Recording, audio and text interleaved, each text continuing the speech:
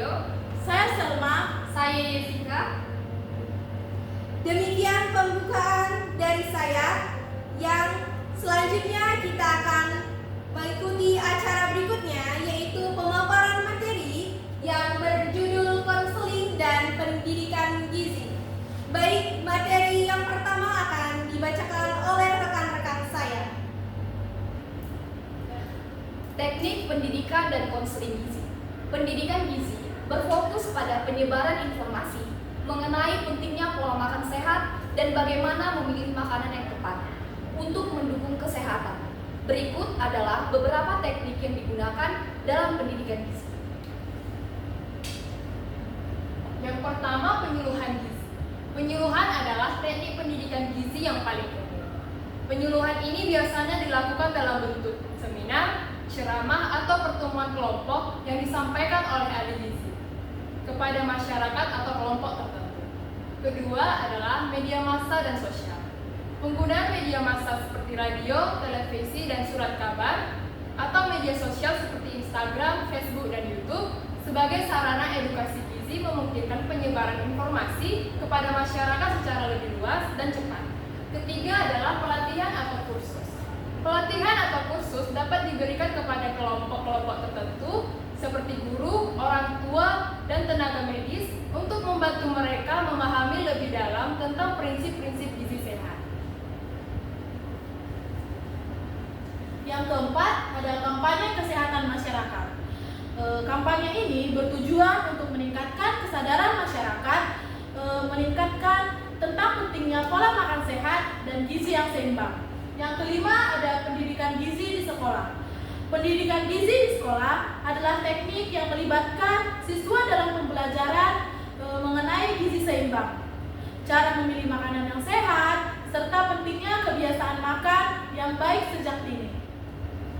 Yang keenam ada kegiatan kelompok atau komunitas. Pengelolaan gizi dalam komunitas dapat dilakukan dengan mengadakan kegiatan edukasi di lingkungan tempat tinggal seperti program gizi keluarga atau masyarakat yang sehat.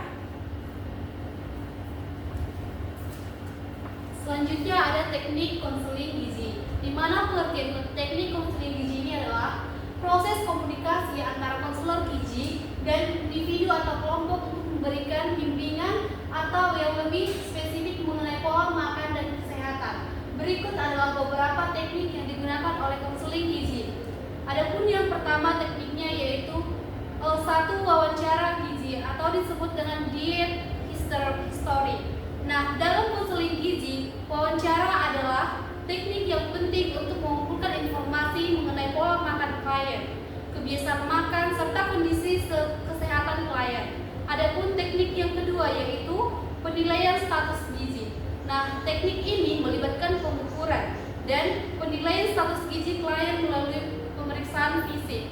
Biasanya ini menggunakan pengukuran berulang kali sehingga menghasilkan status gizi dari seorang klien tersebut.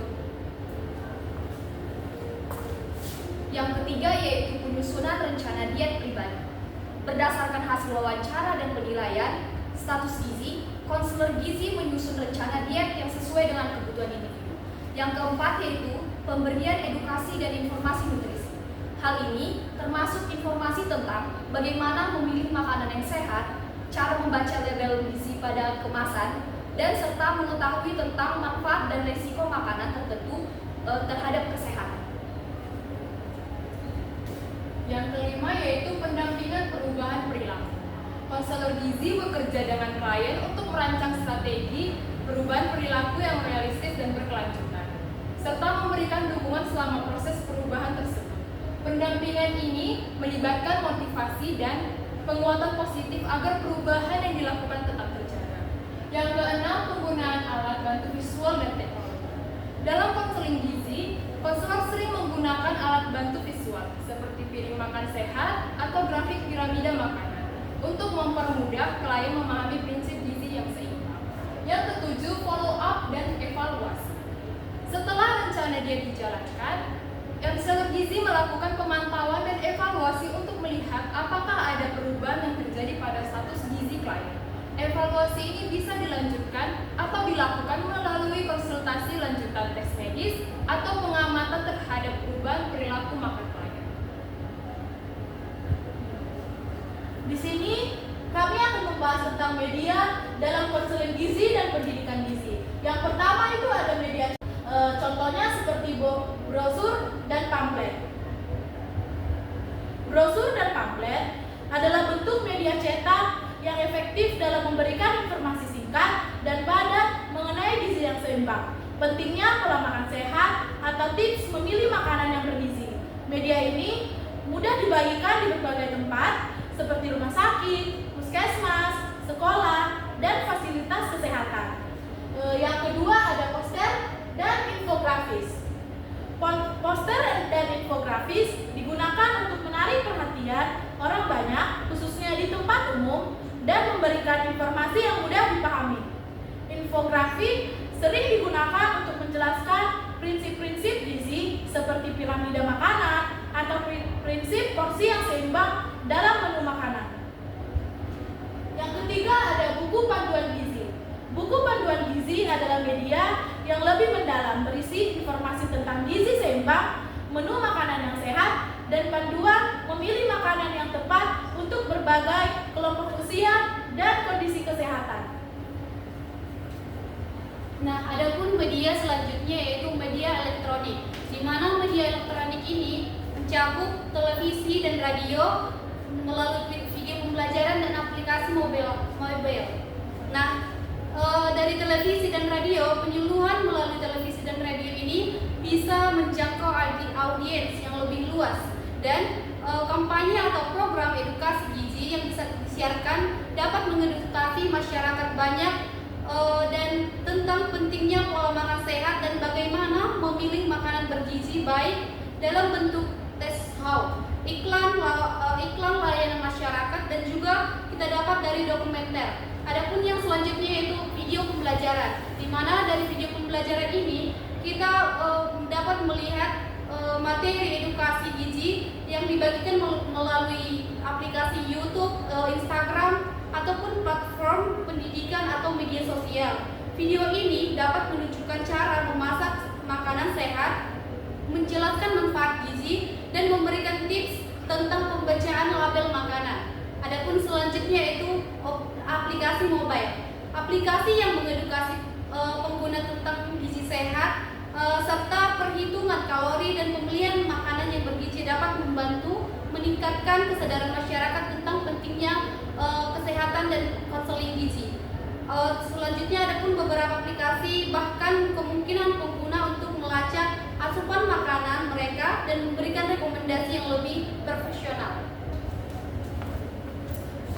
Media dalam konseling gizi selanjutnya yaitu media sosial. Yang pertama Instagram, Facebook, Twitter, dan YouTube. Media sosial adalah alat yang sangat efektif untuk mendistribusikan informasi gizi kepada audiens yang lebih luas dan lebih mudah. Kampanye melalui media sosial dapat berupa video pendek, postingan edukatif, infografis, ataupun bahkan tentang untuk mendorong perubahan perilaku makanan yang lebih sehat. Yang kedua yaitu blog dan website.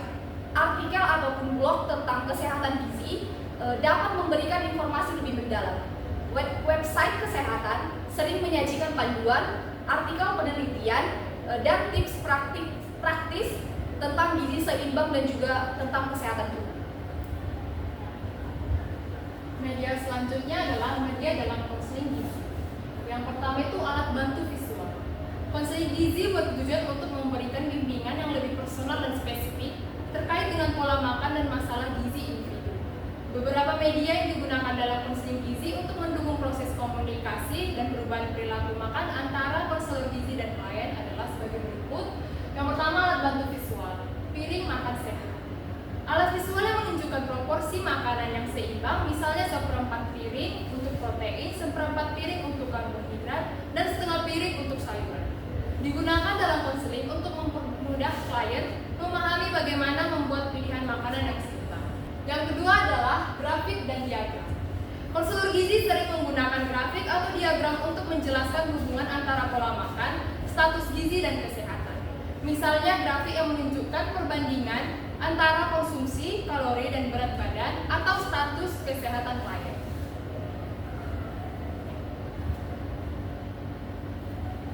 Yang kedua, ada aplikasi dan teknologi digital. Contohnya seperti aplikasi pelacak makanan.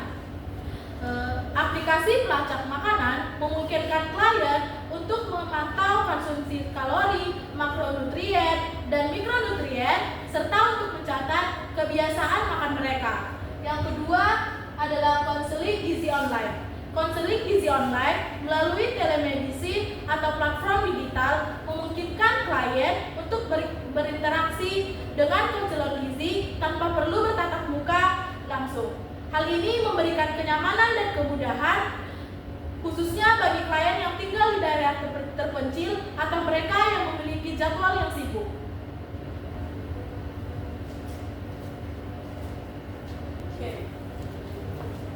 Adapun media dalam konseling gizi yaitu media cetak dan media visual, dapat berupa brosur atau leaflet. Konselor gizi sering menyediakan brosur atau leaflet yang berisi panduan dan tips mengenai pola makan sehat dan cara memilih makanan yang bergizi. Nah, brosur ini biasanya dibagikan sesi konseling atau fasilitas kesehatan. Selanjutnya ada pertemuan tatap muka dan telekonferensi, di mana pertemuan ini terbagi menjadi dua, yaitu sesi konseling tatap muka dan yang kedua yaitu melalui telekonferensi, di mana sesi konseling tatap muka ini merupakan pertemuan langsung antara konselor gizi dan kliennya, di mana ini akan membahas tentang bagaimana cara membangun kepercayaan dan komunikasi serta mengetahui gizi dari klien tersebut. Yang selanjutnya itu ada konseling melalui telekonferensi. Telekonferensi merupakan sesi konseling jarak jauh melalui video call maupun telepon yang dapat memungkinkan konselor gizi untuk menjangkau klien tidak dapat hadir ke tempat. Nah, selanjutnya itu di mana konseling melalui telekonferensi ini kita dari mendapatkan kenyamanan karena selain dapat bertemu langsung, kita dapat melalui media video call untuk membahas tentang kesehatan dan pola makan kita sehari-hari.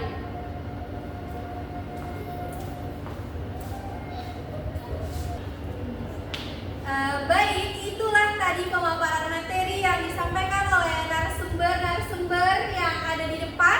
Wah, sangat menarik ya. Dari PowerPoint-nya sangat menarik dan mudah untuk dipahami. Nah, boleh dong kita apresiasi dulu nih kakak-kakak narasumbernya. Jadi kesimpulan dari pemaparan materi yang disampaikan oleh kakak-kakak di depan ini yaitu tentang tema pendidikan dan konseling gizi. Nah, jadi kesimpulan yang bisa kita dapatkan yaitu pendidikan dan konseling gizi sangat penting untuk meningkatkan pengetahuan dan perilaku makan sehat ya tentunya, dan pengetahuan dan perilaku di masyarakat. Berbagai teknik seperti penyuluhan, media massa, dan pelatihan, kampanye ataupun pendidikan di sekolah dan konseling individu dapat digunakan sebagai kebutuhan. Dengan metode yang tepat dan dukungan yang berkelanjutan, masyarakat dapat lebih mudah memahami, menerapkan, dan mempertahankan pola makan sehat demi kesehatan yang lebih baik. Terima kasih atas pemaparan dan ilmu yang bermanfaat. Penuh perhatian, semoga semua yang disampaikan oleh narasumber bisa bermanfaat untuk rekan-rekan dan teman-teman semuanya. Baik, sebelum penutupan, saya mau pantun dulu nih teman-teman. Nanti saya pantun bilang cakep ya. Bunga mawar, bunga selasi. Cakep. Warnanya cerah, tiada dua. Cakep. Terima kasih kepada presentator atas ilmu yang sangat berharga. Terima kasih ya presentator semuanya. Sekian presentasi pemaparan materi dari kelompok 4. Semoga bermanfaat dan bisa menambah ilmu bagi rekan-rekan semuanya.